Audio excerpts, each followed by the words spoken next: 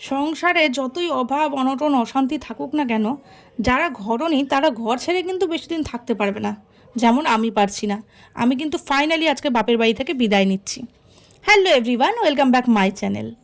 আমার ভিডিওতে সবাইকে জানাই অনেক অনেক স্বাগত। আর এই দিকে ছেলে গেছে ওর মামাদেরকে বাই করতে, মামারাও ওকে ছাড়ছে না, ওরও আর আসার মন নেই। ওর কিছুতেই এখান থেকে যাবার ইচ্ছা নেই, খুব ভালোবাসে মামার বাড়ি থাকতে। আর এইদিকে দেখো মা কোলে নিতে পারছে না, তবু জোর করেই কোলে নিচ্ছে। কারণ এই যে যাচ্ছি, কবে আসবো, কবে মায়ের সঙ্গে দেখা হবে জানি না, ওই জন্য জোর করেই কোলে নিচ্ছে। আর জানো, আমি এখানে যে থাকছি, এরা কেউ চাইছে না আমি এখানে বেশি দিন থাকি, কেননা বাড়ি শুদ্ধ সবাই এগিয়ে এসছে আমাকে তাড়ানোর জন্য। আমার থেকে বেশি আমার ছেলেকে ওরা ভালোবাসে।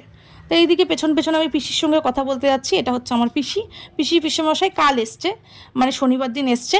ওদের আশা ছিল, মানে কথা ছিল একদিন পর আমি যদিও এখানে রয়েছি আমার সঙ্গে দেখা হয়ে যাবে, যার জন্য ওরা একদিন আগেই চলে এসছে। তো এইদিকে মামি সামনে দেখতে পাচ্ছ, মানে আমাকে প্রত্যেকটা মানুষ এগিয়ে দিচ্ছে, বাড়ি ভর্তি জমজমাট লোক, মামা মামি পিসেমশাই সবাই এসছে। মাঝখান থেকে আমি চলে যাচ্ছি, ছেলেকে নিয়ে আমি একা একা ফিরছি বলে সবারই একটু একটু টেনশন হচ্ছে, কিন্তু কিছু করার নেই। এইদিকে বাবা পেছন পেছন যাবে আর আমি টোটোতে উঠে পড়ছি, কেননা ছেলেকে নিয়ে ব্যাগ নিয়ে এরকম হেঁটে হেঁটে যাওয়া সম্ভব নয়, আর বাস ধরার তো একটা ব্যাপার আছেই। তো এই যে সবাইকে বাই জানিয়ে নিয়ে আমি এখান থেকে চললাম,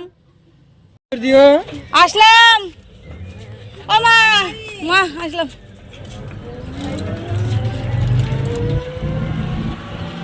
প্রত্যেকটা মেয়েরই কিন্তু বাপের বাড়ির লোকদেরকে ছেড়ে যেতে ভীষণ কষ্ট হয়, বলো? আমারও হচ্ছে, কিন্তু কিছু করার নেই, যেতে হবেই আমাকে। তো বাবা পেছন পেছন আসছিল। বাবা এই যে বাস দেখছে, দেখো কখন থেকে তাকিয়ে রয়েছে সেই একদিকে, কখন বাস আসবে, মেয়েকে ভালো মতন বাসে তুলে দিতে পারবো। খুব টেনশন করে আমাকে নিয়ে, কেন বলো তো? তার মধ্যে ছেলেকে নিয়ে একা একা যাবো তো। উনি বলেছিল আমাকে পৌঁছে দিয়ে আসবে, কিন্তু আমার বাবার শরীরটা খুব একটা ভালো নয় বলে আমি রিস্ক নেইনি। আর এদিকে পিজুসও আসতে চেয়েছিল, কিন্তু ও বেচারা ভোট নিতে গিয়ে তো ক্লান্ত হয়ে গেছে। ওকেই আমি বা কেমন করে বলি যে আসো একদিনের মধ্যে, মানে কাল সন্ধেবেলায় এসে আজ সকালবেলা আবার বেরিয়ে যেত। এতটা তো ক্লান্তি কেউ নিতে পারবে না। তা আমি সিট পেয়ে গেছি, আর একদম ডিরেক্ট রাস্তা, ওখান থেকে পিজু স্বামীকে আমাকে নামিয়ে নেবে। আমার ছেলে শুয়ে পড়েছিল, মানে ঘুমিয়ে গেছিলো, কেননা ও যথেষ্ট সকাল সকাল উঠেছে, 6টার বাস ধরলাম তো। আর এইদিকে আগের দিনের মতন ঝামেলা করে নিই, আজকে কিন্তু টিকিট নিয়ে নিয়েছি 2টো সিটের। টিকিট তো নিতেই হতো আগের দিনও, কিন্তু আগের দিন ওই ঝামেলাটা হয়ে গেছিলো বলে আমি ইচ্ছা করেই দেইনি। তো এই যে এইদিকে সিট পেয়ে গেছে, ছেলে ঘুমোতে ঘুমোতে এসছিল, এখন ঘুমটা ভেঙেছে। যদিও আমাদের অনেকটা রাস্তা মানে চলে এসছি আমরা, পাওয়া এখন ইসলামপুর। রায়গঞ্জ টু ইসলামপুর জার্নিটা কিন্তু খুব সাধারণ, একদম সোজা বাস। আমার কোনো রকম আসতে অসুবিধাই হয়নি। পীযূষ আমাকে বলেছিল বাস স্টপে নেমে ফোন করতে, তো ওই যে ফোন করেছি, পরে আমাকে নিয়ে এসছে। শুধুমাত্র একটাই অসুবিধা হয়েছে, যেখানে নাম্বার কথা সেখানে এসে নিয়ে আমি ভুলে গেছি। আর আমার পাশে যদি ছেলে না থাকতো হয়তো বা আরেকটু দূরে চলে যেতাম। তো ফাইনালি এসে পৌঁছেছি আমার নিজের বাড়িতে থাকার একটা আলাদাই মজা, যেটা আমি পরের থেকে তোমাদেরকে বলবো কেন। এইদিকে কি হয়েছে বলো তো? তালা দিয়ে আমাকে বলল যে হচ্ছে কি তুমি ঘরে গিয়ে দরজা খোলো, আমি আসছি। আমাকে বলল যে আমার মতন আমি কিছু রান্না করে রেখেছি, জানি না কি করেছে না করেছে, খুব জোর খিদাও পেয়েছে। আর এইদিকে ঘরদোরের অবস্থা, ছেলে মানুষের কাছে হ্যান্ড ওভার করে দিয়ে গেলে বুঝতেই পারছো যা ইচ্ছে তাই করে রাখবে। ঘরদোর অগোছানো, সেগুলো আমাকে গোছাতে হবে। তার আগে আমি স্নান করব, কেননা এই যে ধুলো মাখা শরীরটা, এটা নিয়ে না বেশিক্ষণ টিকতে পারবো না। তারপরে আমাকে বিছনাপত্র সব কিছু চেঞ্জ করতে হবে। আর এই দিকে শ্যাম্পুটা করে নিয়েছি, কেননা ভীষণ ধুলা ছিল তো। ছেলেও আমার সঙ্গে স্নান করে ফেলেছে, মানে আমাদের দুজনেরই চানটা হয়ে গেছে। এইদিকে বিছনা চাদর চেঞ্জ করে নিচ্ছি। আমার এটা একটা কি বলো তো আদত, যতক্ষণ না চেঞ্জ করবো ঘরদোর মোছামুছি করবো ভাল লাগবে না। কিন্তু আজকে শরীরটা ভীষণ টায়ার্ড, কালকে রাতেবেলা আমি ভালো করে ঘুমোতে পাইনি। একটা টেনশন, পিটুস থাকলে পরে কোনো ব্যাপার থাকে না, একা একা হলে কি হয়, কখন গাড়ি, কখন উঠবো, কখন কি করব, টেনশন থাকে। সেই টেনশনে আমার ভালো করে গোটা রাত ঘুম হয়নি। আর সব সময় যে তোমার সঙ্গে কেউ সাথ দেবে এরকমটা তো নাও হতে পারে। জীবনে একা চলাটা দরকার, একা চলাটা না ভীষণভাবে দরকার, যেটা আমি একদম করতে পারি না। তবুও সাহস করে এবারে বাড়ি গেছি, বাড়ি থেকে এসছি। যদিও সোজা রাস্তা, তার জন্য কোনো অসুবিধা হয়নি, কিন্তু ট্রেন হলে পরে না আমার খুব ভয় করে। তো ওই আর কি, একা একা না চলতে চলতে না একটা আদাত হয়ে গেছে, সবসময় পিজুস না হলে বাড়ির লোকেরা আমাকে সাহায্য করে। তো এই যে এত বছর হয়ে গেছে বিয়ের, আমার আজ পর্যন্ত এটিএমে টাকা তুলতে পারি না। এটা লোকে শুনলে হাসবে না বলো?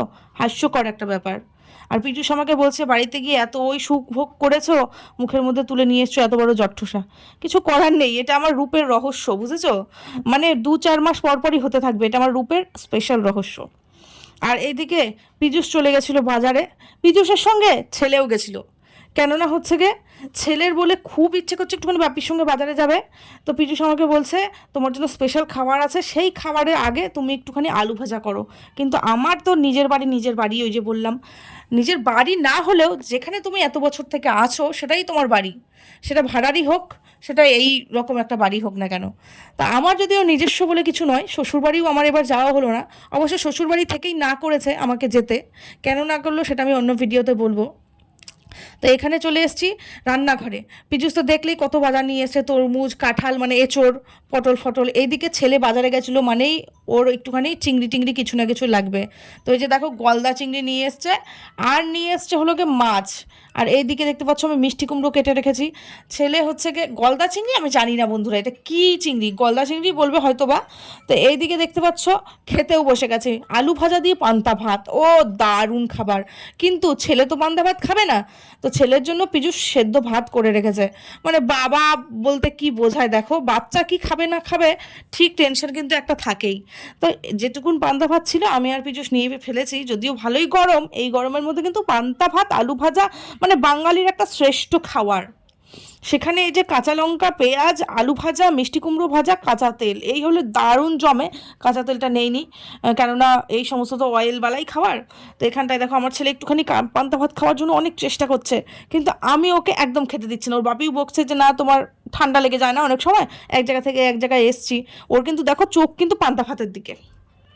তো যাই হোক, এটা শান্তি করে খাওয়া দাওয়া করব, করে নিয়ে করতে হবে হচ্ছে কি মাছটা বাছবো। তো আমি জানি না এটাকে কী মাছ বলে বন্ধুরা, যাই হোক চিংড়ি মাছ, চিংড়ি মাছ তো বলা যায়। তো কি হয়েছে, চিংড়ি মাছটা আমিই কাটছিলাম, অনেকক্ষণ থেকে কাটছি, কাটতে কাটতে পীযূষ বলছে কি তুমি না অন্য বাদ বাকি কাজগুলো করো, তোমাকে আর এই মাছটা কাটতে হবে না। ওই যে ভেতর থেকে কি কি বের করে, ও তো যথেষ্ট খুঁতখুঁতে।